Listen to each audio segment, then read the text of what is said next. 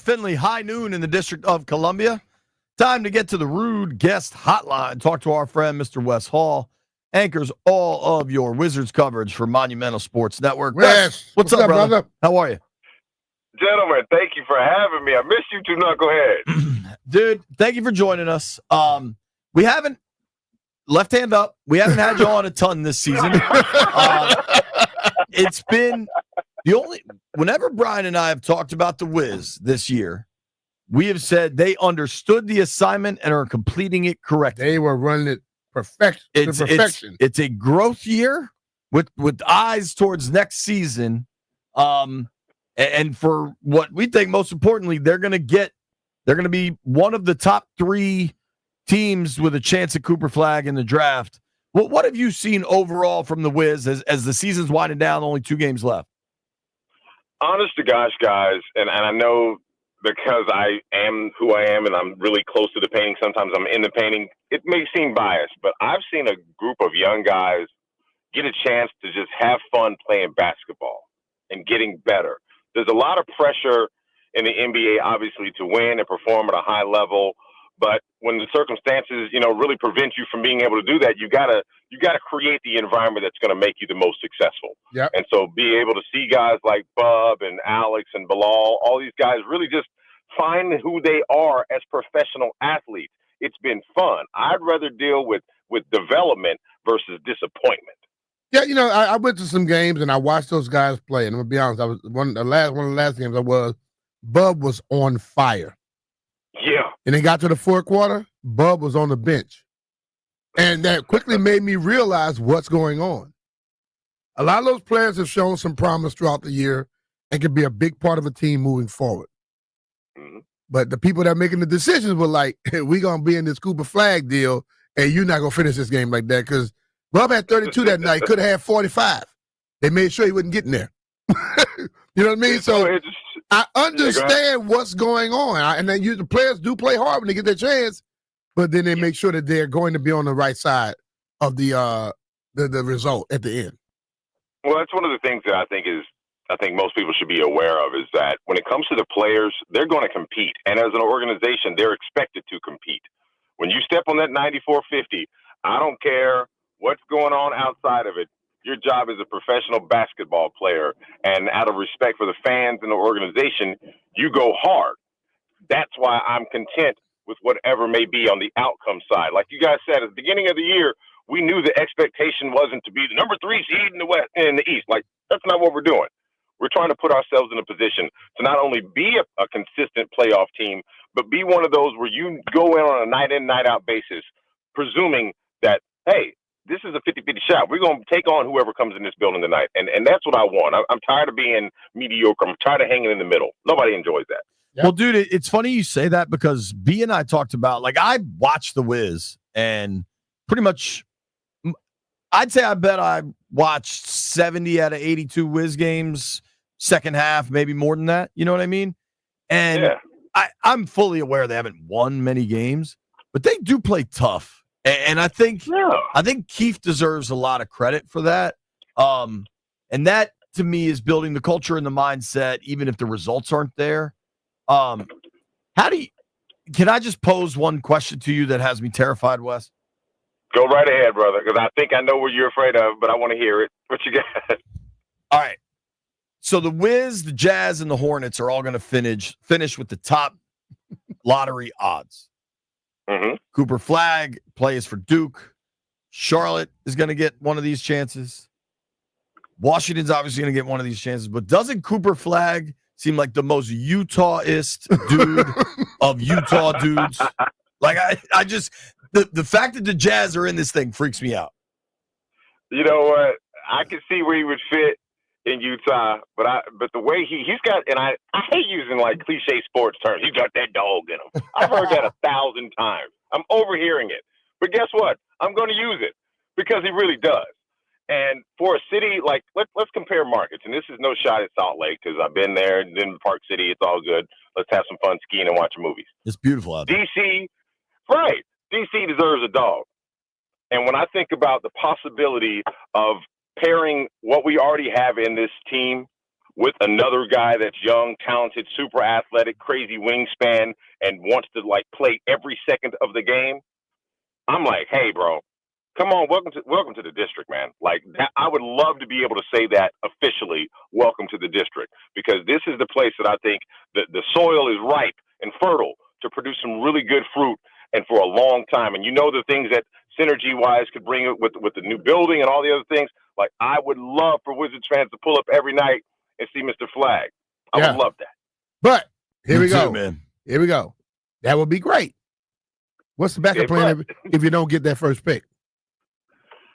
Then I would refer you guys to get on the phone with my front office and let them decide on how to do it. Yeah. I'm just saying, like, I understand Flagg, and he's a great prospect, but we've seen this thing before where the team with the worst record does not get the first pick. And if that were to happen, then where you at? Then you lean into, and this is just obviously my opinion on it because I am not Will nor am I Michael. At that point, you look at who's the best fit for the team. Mm-hmm. Who's the type of guy that's going to be the Wizard that you want? And so from what we've been understanding, that if you're going to have a Wizards basketball player, they have to be character people first. They have to be community-minded. You will have to be competitively driven. These things are absolutes.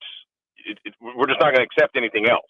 If you got a guy that's got a high motor, high character, loves his community, and is willing to be a great teammate, then we're moving in the right direction. But to me, those are the four criteria that have to be present if you want to add someone to this team, whether it's Cooper, whether it's Ace, whether it's Dylan, whether it's Edgecombe, any of those guys.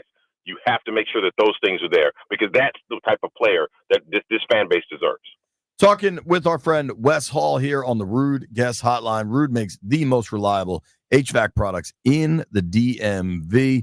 You can follow Wes at Real Wes Hall on X and Instagram. Of course, watch all of his coverage on Monumental Sports Network.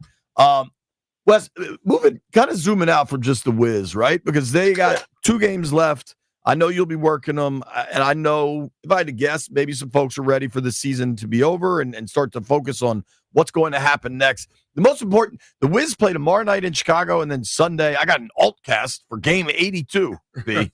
We got an altcast for game 82 on Master Sunday. I don't know who does the picking of altcasting. That's a hell of an assignment. I was going to come do it with you, Jay, but I'm busy, man. I bet. I got things to do. I know you're going to have 2 screens up, and I'm not going to be mad at you. That is a hell of a date and time for an altcast, but I can't wait. I'm looking forward to it. They can't be golf fans, I'll tell you that. I'm trying to tell you, bro.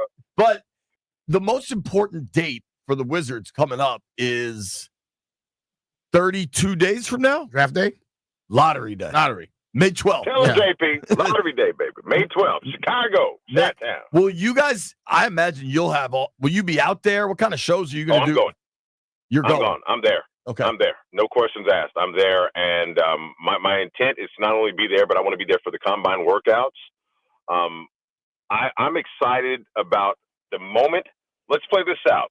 The moment, if that ball gets pulled and our name is on it, I want to be there for that moment. Because I want our fans to be able to share in that experience of hearing the fact that we get that number 1 overall pick and have the luxury to make the choice that's going to help our franchise. Equally so, if we don't get it, it's not the end of the world. It's not the end of the world because I have confidence that the front office has really given us a great foundation with the guys we already have. Think about it, y'all. We already got 3 last year. You got A.J. Johnson in a trade, which is pretty much a head start on next year. Yeah. So we're playing with house money on this thing. And so it's just, May 12th, it's going down, man. Yeah. I'm going to try to, stay reasonable. I'm with you. Obviously you want to get Flagg, undoubtedly. SGA was the 11th overall pick. Probably my favorite player of the Wizards era is Gilbert Arenas. He was a second rounder. Jokic was a second rounder. It's not tough juice. Where was he? I don't know. I bet Karan after he got traded, he was like second round or so, wasn't he? No, I bet he was a lottery pick. Was he? Karan? Who are we talking about? Karan Butler. He was a 10th overall. Oh, but still 10th overall. 10 overall, yeah. Mm-hmm. But Wes, I actually want to talk to you about not the Wiz, okay? What's up? So, 2 things, kind of 3 things. Luka last night back in Dallas. What'd you make of that scene? He was boo-hooing, and then he made him pay for it. Yeah. In the first half, he got him. Luka had a superhero moment. And to think about it like this, I always try to zoom into the player perspective. You play in a city, you have expectations to be there forever because no player ever wants to get traded unless they're mad. So he's expecting he's going to be there. He wakes up like, hey, you're a Laker now. And then you go back to Dallas and you see the video and you hear the fans. And see, that's what the part that people forget about. When you hear those fans, that's when you feel the love. And that's when you know that the city still has your back, the city's still in your corner. And when he saw that tribute video, game on. I know when he left the hotel, getting on the bus with the Lakers, driving over to the arena, he was cooking up something. And that's why I love sports. Man, I love sports because that fire in your belly, like, oh, y'all want to trade me? Yeah. You want to move on from me? Take this 30-piece with some sauce on it. Here you go. Yeah. In the first half. Yeah, but I think the ultimate thing you realize as you stay around this sport, any sport long enough, is a business. And if you look at the people that were traded and played for other teams in the history of this game, you could think you will be too. Right. You go with that mindset, then you don't sit up here and get so offended by when something goes down. Totally. So to that point then, B, what the hell is Denver doing? They fired the coach and the GM? And I don't know what they're doing. Like, what is is it that broken out there? You know what? It bewilders all of us because when I first heard the fact that you fired Mike, I was like, oh, wow, that's unique. You got 5 more games left in the season. What's going on? Mm-hmm. Obviously, there was something that happened behind the scenes, tensions between players, coaches, whatever. But then you also clip the GM behind it. And I'm like, okay, let me sit down because there must be something in the water. Let me not pick up anything. Don't drink water in Denver. You know what I'm saying? I'm like, hey, something's going on. You fired the coach and the GM. Hey, is that whatever Denver, y'all doing? Is the Denver GM former Wizards great, Calvin Booth? That Calvin Booth? I don't think so, but he might be. Hold on, let me double check on that one. I remember him playing for the Wiz. Oh, yeah. Hold on. Let me see. That one. Yes, he did. He was drafted by us. Second round back in 99. Yeah. But they just won a championship. 2 years ago? 2 years ago. They got a 3-time MVP. He just had 61, 20 and something, whatever he had. Like 20 and 17. A ridiculous number. The question I would ask, which player had that big of a problem with the coach that you let him go? It had to. If it's not the Joker, I don't think anybody else on that team should have that type of pull. From what I've been told, and I won't source a former player who I had this discussion with actually last night about this. From what he told me, that even though they won, everything wasn't sweet when they won. They just won. That's crazy. But everything wasn't sweet when New England went to 10 out of the damn 20 years. But, right. But you don't just bring it up because it ain't sweet. Listen, man, I'll say this. I know the fans like to always believe that everything is so hunky-dory when you have winning things. To be honest with you, it was a lot of strife in 1991. Guys got over it because what's most important is winning. And these little personal opinions and feelings, throw that crap out the window. That's what you got to learn. People have to learn that just because you are successful don't mean everybody gets along. Facts. Didn't MJ punch Steve Kerr during the finals? Punch the hell out of him right in the face. Yes, he rocked Steve Kerr in the fight as his teammate. Yes. Right. Yes, he did. All right, so here's my question for you, Wes. Okay. B and I saw this earlier. I want to say it was Shams. It was a legitimate reporter, right? Okay. That Danny Hurley, UConn basketball coach, obviously won back-to-back titles. Pretty passionate fella, I would say. Yeah. I think he's a college coach. That Danny Hurley has emerged as the leader to get the Nuggets job. He gonna change his ways. What do you think about a dude like Danny Hurley getting the Nuggets job? I think it's not even so much a Danny Hurley thing. It's a coaching NBA players thing. So comparatively speaking, I'm going to tie in what BMitch said about how they felt in 91. The NBA is so personality driven, so player-driven. Because, again, in football, BMitch, tell me if I'm wrong. Yes, you got your top-tier guys, those captains of your teams, but if you expect someone to get injured, right? Yeah. So the ability to replace whatever talent goes down, you kind of have to have that in your pocket.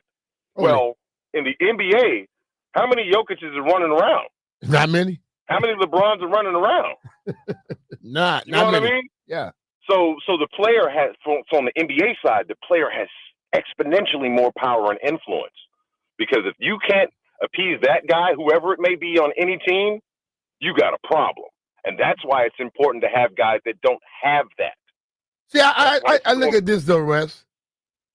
The coach they just fired, he's supposed to be a guy who's tough on the players. Hmm? Have you seen Hurley? Yeah. He's been his success. See, a lot of times those coaches that come from college, they are the big dog. They get to dictate. Not in the NBA. That's what I'm saying. So my thing with him is you got rid of somebody who you say is that way, and now you're finna go get somebody who's worse? And he's been talking to kids this whole time? And see, that's the thing. Like, it may be all sweet when you're in college doing that, but when you get to the pros, it's different because half the time the player's making way more money than the coach, and it's like, hey, bro, I'll be here before longer than you will. You know, the fans know my name here. They're not coming to watch you walk up and down the sideline. They're coming to watch me put up this triple-double tonight. I get that. Yeah. You know, and it's just a reality that all three of us, we all are 90s prime basketball guys because we all saw it. That was it. So when we saw the way that those guys, like, you couldn't talk to Charles Oakley like you can talk to these kids now. And these kids now can't handle the way you trash talk to a guy like Gary Payton. It's just not how they're built. So you got to find somebody that's that middle ground, a little bit of stern, a little bit of shine, a little bit of push, a little bit of pull. And that's how you get the most out of these guys.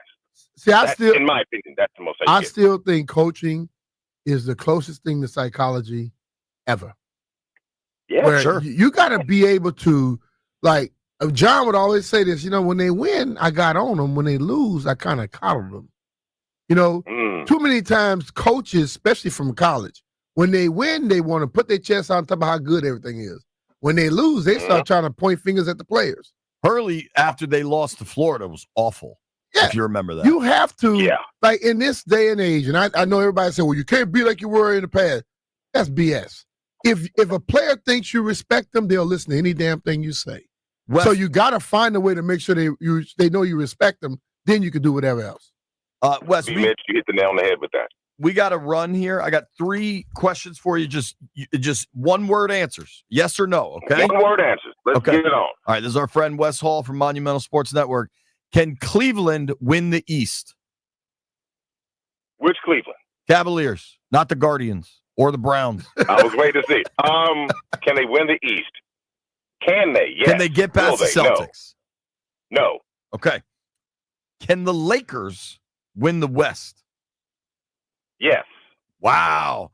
And then you're only allowed to have one of these for the rest of your life. Do you choose ice cream or bacon? Oh, bacon. I was talking to the wife about this the other day. Bacon is so underrated. Bacon is my favorite. I want to put a bacon museum in my basement. Like, I'm lactose intolerant. I can't do the ice creams anymore. He got a reason. See, he got a reason. If he was lactose intolerant, he'd be having that ice cream. All right, you are on. You're on Team Landfill, Wes. BMitch and I both voted ice cream, but we're not lactose. We're not lactose intolerant. You're in a side category. Thank you for the time, man. Thick cut cherry wood, man. Get the thick cut cherry wood. I'm telling you, the change your life. Pretty damn good. All right, brother. Thanks, dude. Take care, Wes. Appreciate it, guys. Thank you. All right, man. That's our guy, Wes Hall. Give him a follow at Real Wes Hall. Joining us via the Rude Guest Hotline. A lot of fun talking to Wes. Make sure you check him out on Monumental Sports.